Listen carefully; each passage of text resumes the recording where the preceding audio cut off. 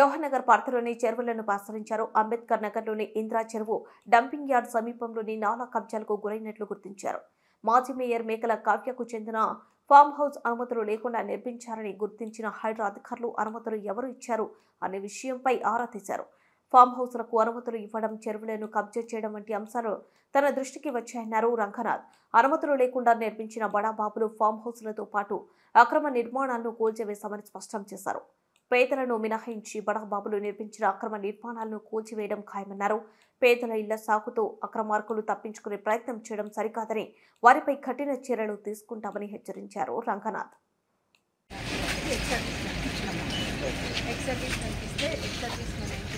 Third పార్టీకి NOC రాకపోతే వీళ్ళకు నోటరీ ద్వారా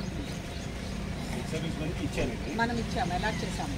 సర్వీస్ 5 acres అది అతను ఎన్ఓసీ తీసుకోవాలి బిఫోర్ అమ్మడానికి ముందు. ఎన్ఓసీ తీసుకోకముందుకే వీళ్ళకి థర్డ్ పార్టీ చేతిలోకి వెళ్ళిపోయింది ల్యాండ్స్. మోర్ ఓవర్ ఏంటంటే ఒకవేళ ఎన్ఓసీ రాకుండా కట్టినా కూడా నాన్ అగ్రికల్చర్ చేసుకోకుండా అగ్రికల్చర్ ల్యాండ్ కట్టకూడదు. అది ఇంకో రెండో పాయింట్ సార్.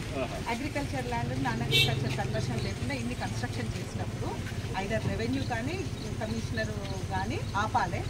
ఇవి ఈ స్టేజ్లో ఉన్నాయి అన్ఆథరైజ్డ్ ఇల్లీగల్ స్ట్రక్చర్స్. ఇది కోర్టు కేసు ఉన్నది సార్. ఒక డిస్పోజ్ అయింది, కమిషనర్ పార్టీ వేసిన దాంట్లో డిస్పోజ్ అయింది. బట్ వాళ్ళకు మాత్రము మధ్యలో వీళ్ళు ఎవరైతే సేల్